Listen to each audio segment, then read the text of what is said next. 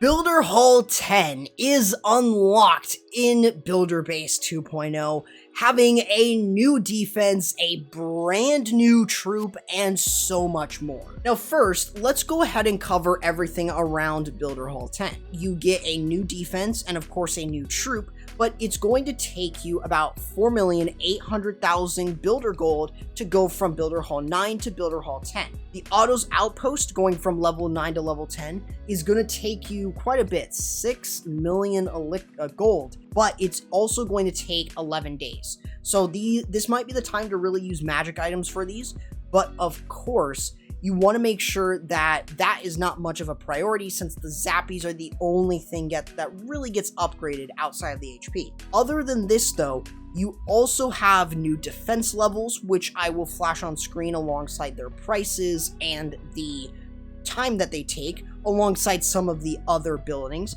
But keep in mind, you also get new troop levels, which is always really nice.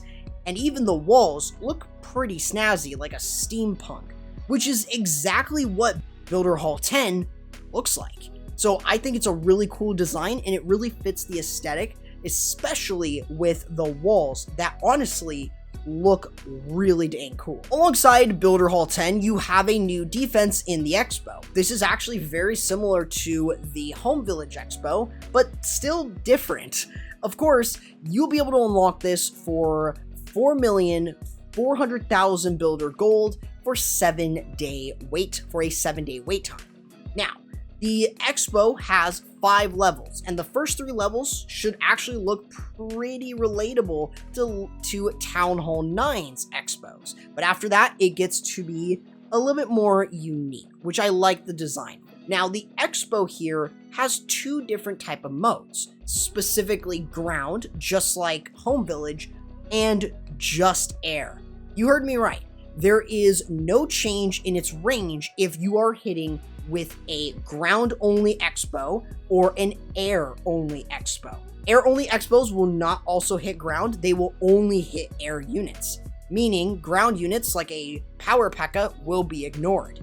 So you can really play along with how the meta will be, and you can more than easily defend either ground or air attacks with the use of the Xbow, and placing it in the center will give you a lot of range and be able to cover a wide area, which can be really good on defense. Now, alongside the new defense, we also get a brand new troop, the ElectroFire Wizard.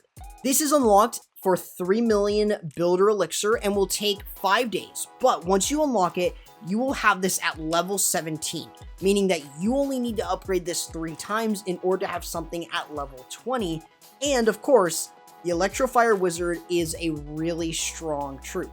It has a unique ability of having an Inferno mode and an Electro mode.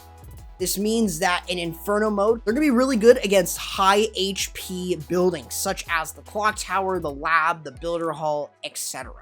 Of course, they also can change mode to fit the preference, which could also include buildings close together. This could be really good where the Electro mode comes into play. So there's a lot of unique options that you have. Personally, I actually think that the Electro mode is the strongest, but it requires a lot of tankage and a lot of patience. So the Electro mode might be really good at sniping buildings, especially behind high HP buildings, but sometimes it might not be necessary.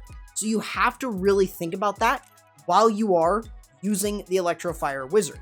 However, just keep in mind that spam with him is actually not that good because of how squishy he is. So you will have to bring tanks like the Power P.E.K.K.A. or the Boxer Giant. Now, of course, we can't just leave you empty-handed. We have to give you gameplay to show exactly how Builder Hall 10 functions on both Phase 1 and Phase 2. The idea is that you are going to be using a bunch of different troops. Builder Hall 10 is pretty difficult. So I decided on using one ElectroFire Wizard because I feel like that's all you really need, with the Boxer Giant, the Bomber, and the Night Witches. The idea is I use the Bomber to open up the base, dealing some damage, which will help the Giants, but also I'm using the other Giant with the ElectroFire Wizard. Pretty much, once I have a pretty set funnel, I send in my Battle Machine with my Night Witches. The Battle Machine and the Giants are in there to distract the Giant Cannon, one of the bigger threats. Otherwise, the ElectroFire Wizard on the other side is going to get some nice chains, and since everything is getting distracted, its main goal is to remove the lava launcher. Other than that, I use the Bat Swarms to help clear the Mega Tesla. And I have my Battle Machine's 3rd tier ability in order to remove multiple structures, including the Roaster, which in my opinion is a huge thing to remove. Otherwise, I have the bats to kind of just swarm the rest, and it should be able to get an easy 3-star. Switching the Inferno mode back onto the ElectroFire Wizard allows me to more than easily get through the rest of these, and it allows me to kind of still move through and get the 3-star despite having barely any health on my Battle Machine. But this is where you can be really creative with the other side. Take notice that there is only the multi-mortar on the other side. What this does for me is that it allows me to switch over to the newest one, the Battle Copter. So this really means I can snipe that off and break open the other side, which gives me access and allows me to use another giant with an ability alongside another Night Witch, which would allow me to have another Night Witch ability, which allowed me to spawn more bats. Otherwise, I'm going to use the Battle Copter in order to snipe structures. I don't have to worry about Teslas because it can 1v1 it, so it's perfectly fine. Other than that, I just want to make sure that the multi-mortar is getting taken down. This is what I mean by either having all your defenses on one side and getting 3-star could allow the opportunity for someone to use a different hero and allow you to get in. This is where I use the Giant and the Bomber alongside the ElectroFire Wizard on the Electro mode, with the Night Witches right behind the Giant. Typically, I recommend that leaving the Giant to use his ability pretty much while he's going to, just about before he will die. This is honestly the best way to use his ability, because he gets pretty much a ton of tankage out of it.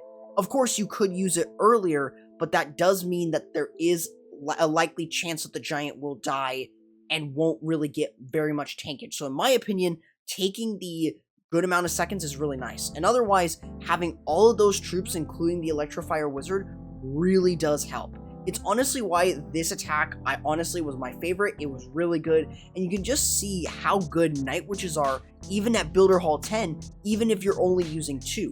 That's why they're so good. So, with all of that being said, are you excited for Builder Base 2.0 with the new system, troop abilities, and the hero charge levels alongside Builder Hall 10 and the new ElectroFire Wizard? Let me know what you are excited the most for about this update, and if you're not, what are you looking forward to for the possible next update that could be happening this summer? Make sure you guys subscribe and ring the bell so you guys don't miss any of my builder base attack guides, and of course, make sure to use my creator code CORRUPT with any of the special offers that come out when the update drops.